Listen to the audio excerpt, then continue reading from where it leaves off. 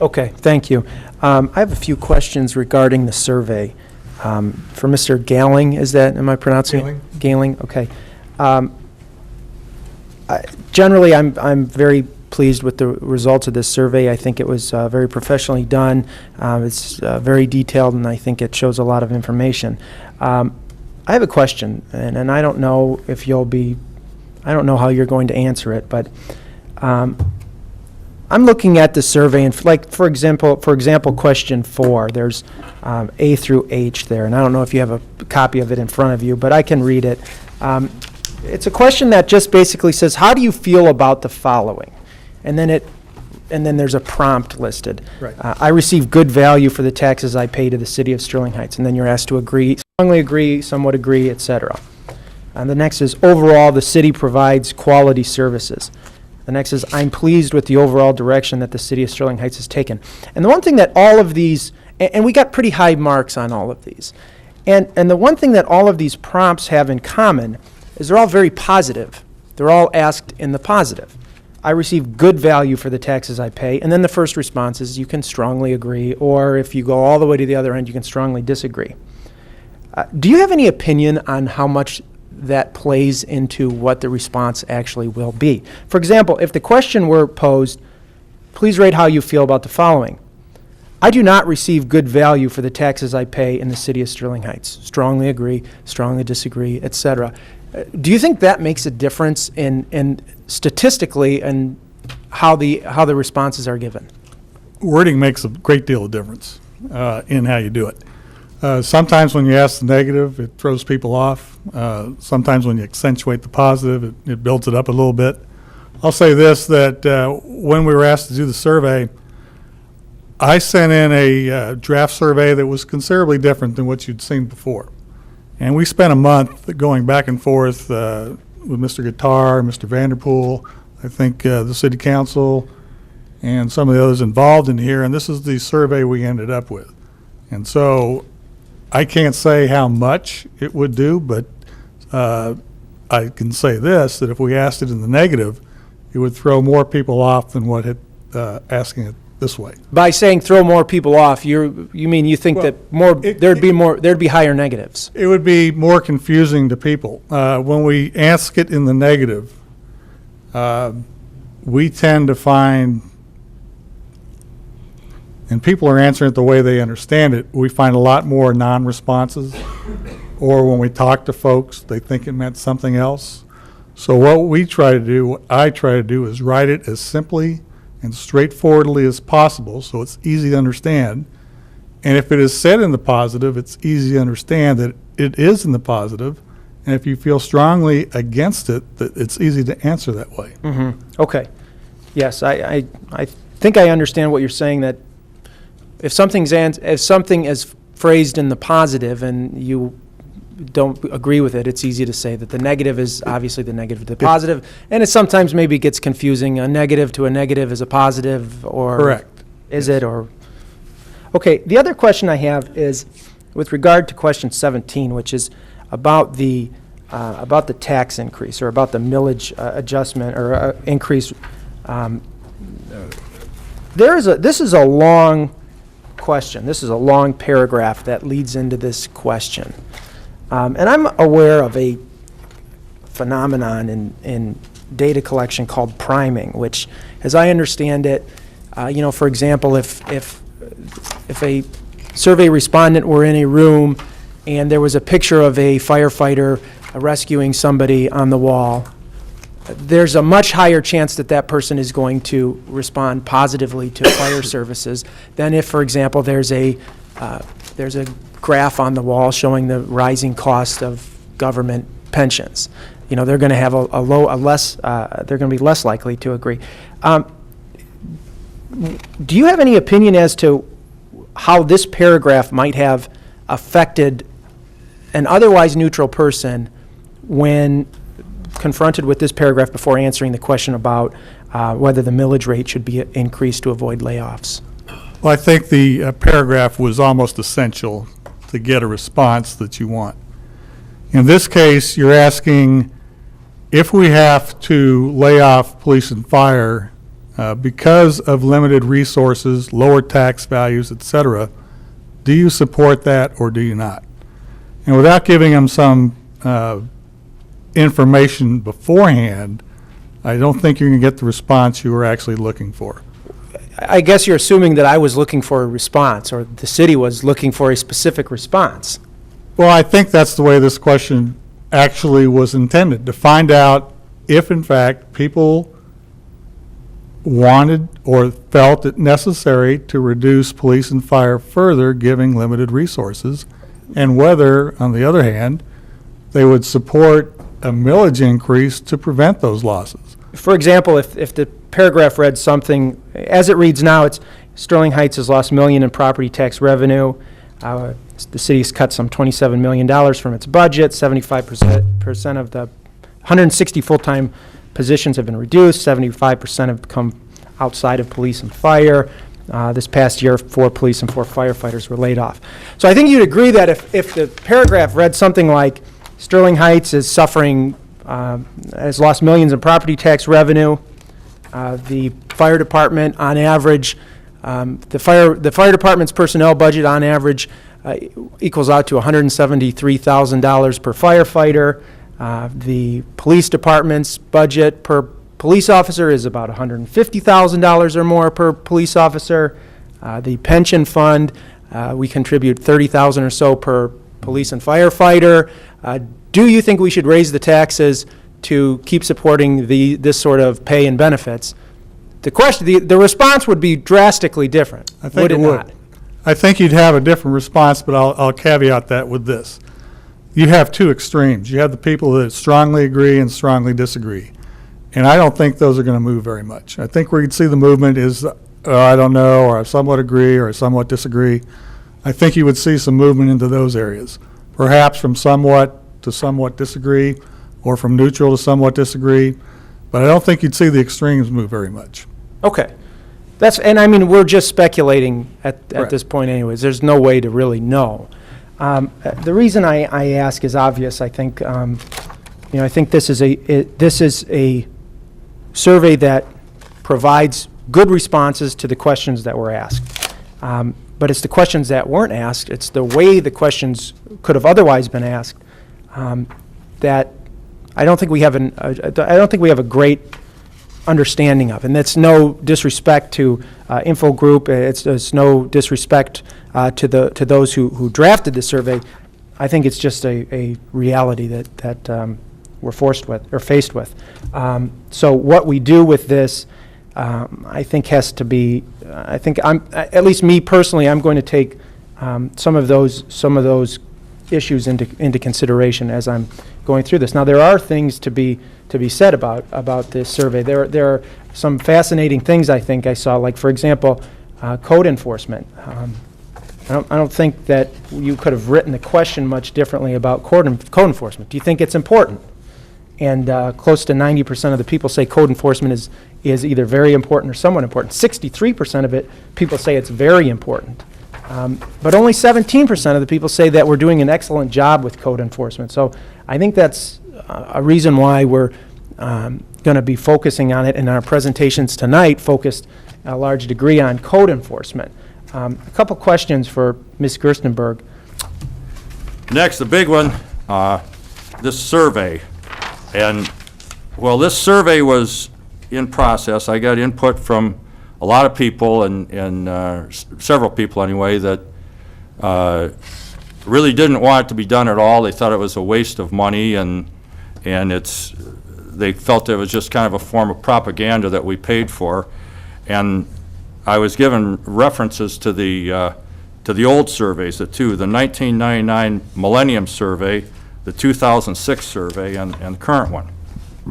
Well, the Millennium Survey here, it was sent out to all the registered voters, 54,000 of them, and 18,000 and some came back, a total of 34% response. 15% of the population of Sterling Heights responded, and the result came out in a 20-page booklet. One feature of the booklet was a map of the city that showed which section responded to the survey, which neither of the later surveys had that. I thought that was a nice feature of the 20-page Millennium Survey.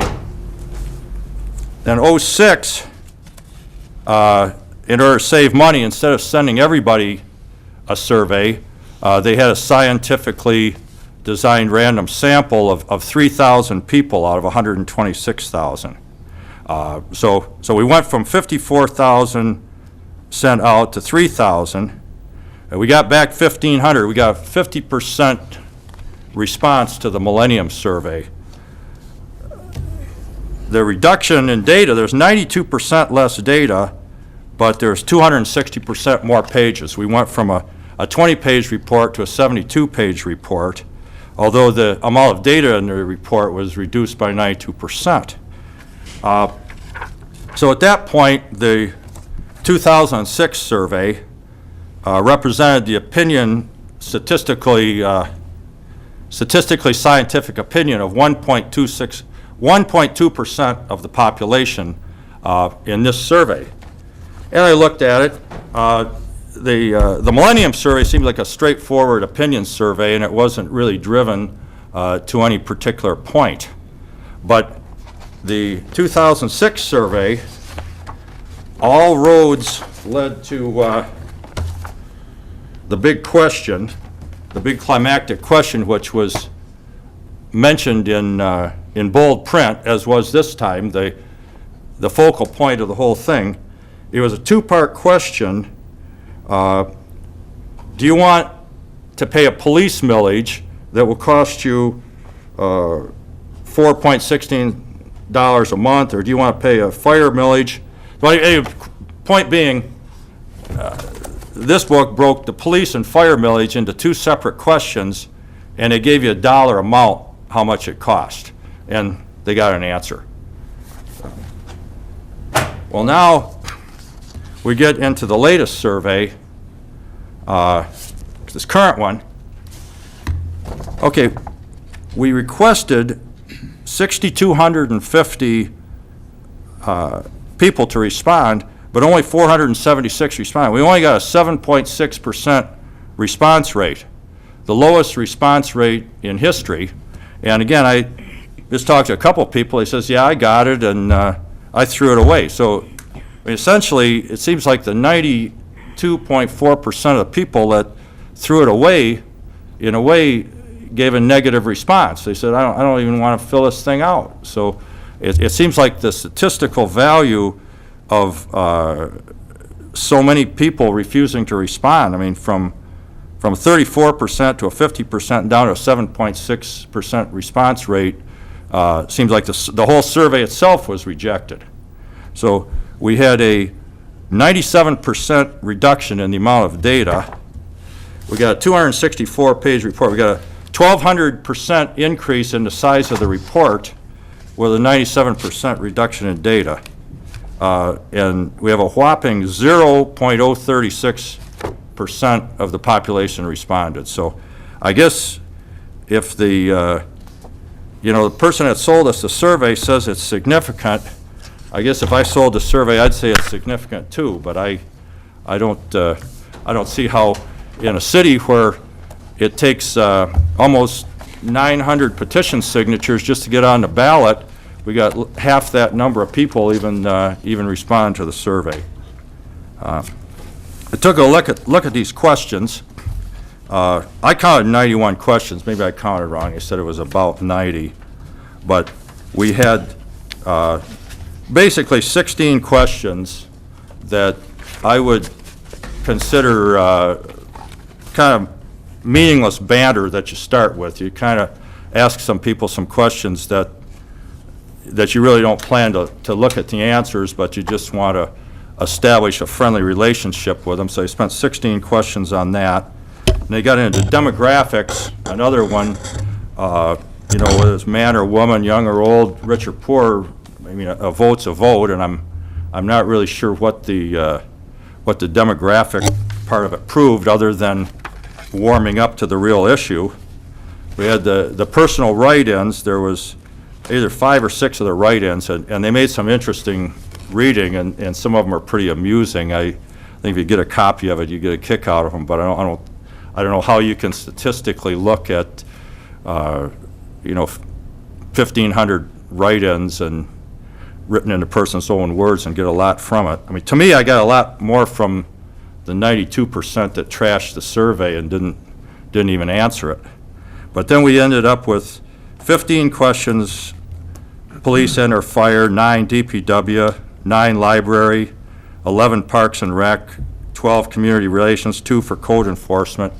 We didn't have any questions about velocity, continued business incubator, business community development, budget director, tax assessor, city clerk, dog licenses or dog parks, nothing about hookah lounges, tattoo parlors, hawk shops, nothing about the regional chamber of commerce, nothing about paving the 50 miles of dirt roads in the city that some people are concerned with, nothing about the oncoming rebuilding of Van Dyke, nothing about drainage issues created by DPW or neighbor, nothing about tax breaks for big industry at the homeowner's expense, and nothing about the reopening of the music theater. So it seemed like for a survey that big, there was a lot of things people could have had opinions about that weren't included. But, I mean, of those that were, there were lists there was a spectrum of answers you could give. And to me, if you didn't answer very important, you weren't really willing to spend your money for the thing, or maybe leave town if you didn't get your way, or try to vote out the council or something. It seems like if you didn't say very important, it wasn't very important. So if we go above the 50% level on the very important, we have all of the police and fire issues, plus snow removal, road repair, code enforcement, parks and rec, nature center, and athletic field maintenance. All those came up with 50% or better. Then we had some in the 30% range. But the point I'm getting to is, if we're really going to say that these numbers drive our decisions, the items that had very little support have to go. And I didn't fill out these surveys. They wouldn't have these numbers if I filled out the survey.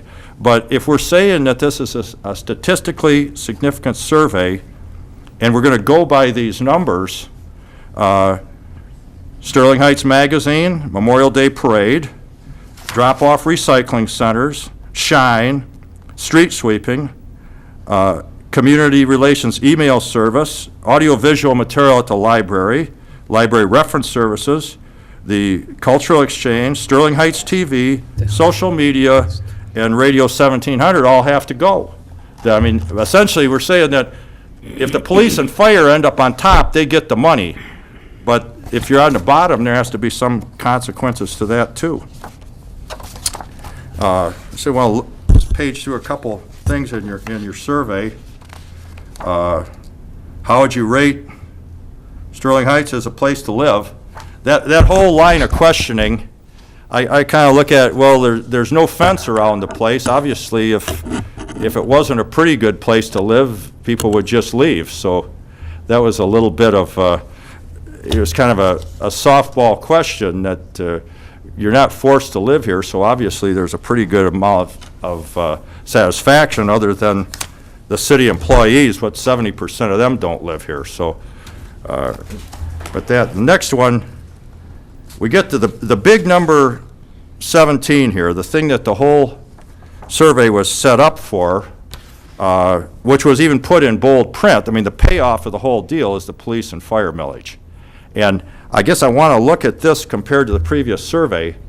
The previous survey let you vote separately on police and fire, and they didn't lump them together. But we had 13 questions where you had 6 police and 7 fire questions that you could enter independently. But here you have made police and fire Siamese twins, that they're an inseparable pair. But everybody needs police protection. I think everybody agree with that, but most of the communities don't have full-time fire departments, and you really can't equate and marry and handcuff together police and fire because they're two different things, and they can be handled two different ways. And the previous survey in 2006 recognized that. Plus, they put dollar amounts on to answer. So somebody says, well, would you be willing to pay a little more for police and fire? And really, only 25% strongly agreed. I mean, to me, if you're talking a tax increase, if it's not strongly agree, it's really not a strong enough agreement to call it a yes. So really, you only got 75% or 25% that strongly agreed and 75% that didn't strongly agree. So you didn't really prove the point that people want a police and fire millage, and especially a police and fire millage of unstated amount.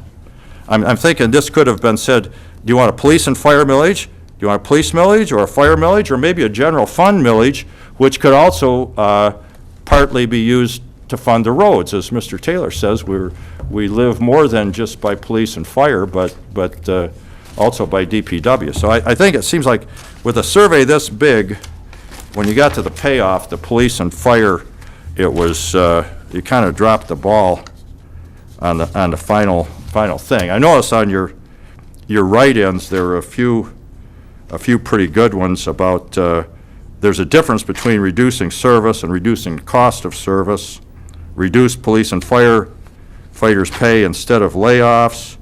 I know there's hundreds of these in here. I'll leave it out. There was one or two pretty good ones that wanted to stick out. They talked about we need more parks and less abandoned buildings. Quit building more buildings when we have similar ones already abandoned.